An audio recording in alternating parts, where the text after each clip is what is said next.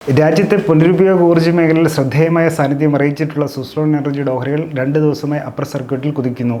ബുധനാഴ്ചത്തെയും വ്യാഴാഴ്ചത്തെയും വ്യാപാരത്തിൽ 5% വീതമാണ് സുസ്ലോൺ ഓഹരിയിൽ മുന്നേറ്റം പ്രകടമായത്. ഇക്കഴിഞ്ഞ ജനുവരി 28 വ്യാപാരത്തിനിടെ ഈ മിഡ് ക്യാപ്പ് ഓഹരിയുടെ വിപണി വില 47.81 രൂപയിലേക്ക് വരെ വീണ് 7 മാസത്തിനിടയിലെ താഴ്ന്ന നിലവാരം കുറിച്ചു.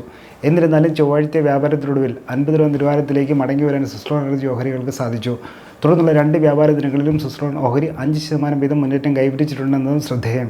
വ്യാഴാഴ്ചത്തെ വ്യാപാരത്തിനൊടുവിൽ 55 രൂപ നിലവാരത്തിലേക്ക് ഓഹരിയുടെ വിപണി വില മുന്നേറിയിട്ടുമുണ്ട്. ഈ ഒരു പശ്ചാത്തലത്തിൽ സുസ്ലോൺ എനർജി ഓഹരികൾ എന്തുകൊണ്ടാണ് അപ്പർ സർക്യൂട്ട് നിലവാരത്തിൽ കുതിക്കുന്നതെന്നും സമീപഭാവിയിലേക്കുള്ള കമ്പനിയുടെ ബിസിനസ് പ്രകടനത്തെക്കുറിച്ചും മാനേജ്മെന്റ് പ്രതികരിച്ചിട്ടുള്ളതിൻ്റെ വിശദാംശങ്ങൾ നോക്കാം. ആദ്യം, ഓഹരിയിൽ എന്തുകൊണ്ട് മുന്നേറ്റം? നടപ്പ് സാമ്പത്തിക വർഷത്തെ ഒക്ടോബർ മുതൽ ഡിസംബർ വരെയുള്ള ത്രൈമാസ കാലയളവിലേക്ക് കമ്പനി കാഴ്ചവെച്ച പ്രവർത്തന ഫലം വിപണി പ്രതീക്ഷിച്ചാലും മികച്ചതായതാണ് സുസ്ലോൺ എനർജി ഓഹരിയിലെ ഇപ്പോഴത്തെ മുന്നേറ്റത്തിന് കാരണം. ഡിസംബർ പാദത്തിൽ കമ്പനി നേടിയ വരുമാനം വാർഷികമായി 91% വളർച്ചയോടെ 2975 കോടി രൂപയായിരുന്നു. സമാന കാലയളവിൽ സുസ്ലോൺ എനർജി കരസ്ഥമാക്കിയ അറ്റാദായം വാർഷികമായി 91% വർധനയോടെ 387 കോടി രൂപയാണ്. ഡിസംബർ ത്രൈമാസ കാലയളവിൽ കമ്പനിയുടെ പ്രവർത്തന ലാഭത്തിൽ 105% വളർച്ചയും കുറിച്ചു. ഡിസംബർ സാമ്പത്തിക പാദത്തിനിടെ കാറ്റിൽ നിന്നും വൈദ്യുതി ഉൽപ്പാദിപ്പിക്കുന്നതിന് സഹായിക്കുന്ന 477 മെഗാവാട്ടിൻ്റെ വിൻഡ് ടർബൈൻ ജനറേറ്ററുകൾ ഉപയോക്താക്കൾക്ക് വിതരണം ചെയ്തിട്ടുമുണ്ട്. ഇതിലൂടെ 2336 കോടി രൂപയാണ് കമ്പനി വരുമാനമായി നേടിയത്.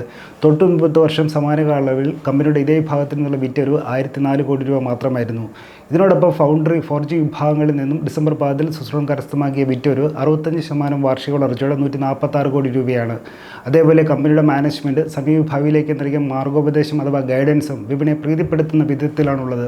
കമ്പനിയുടെ രാജ്യത്തിനകത്തു നിന്നുള്ള ഉൽപ്പാദനശേഷി വികസനം പുരോഗമിക്കുകയാണ്. കമ്പനിയുടെ കൈവശമുള്ള 5.5 ജിഗാവാട്ടിൻ്റെ റെക്കോർഡ് നിലവാരത്തിലുള്ള ഓർഡർ ബുക്ക് അഥവാ കരാറുകൾ യഥാസമയം കൈമാറുന്നതിനുള്ള ശ്രമത്തിൻ്റെ ഭാഗമായാണ് കമ്പനിയുടെ ഉൽപ്പാദനശേഷി വികസിപ്പിക്കാനുള്ള പദ്ധതികൾ നടപ്പാക്കുന്നത്.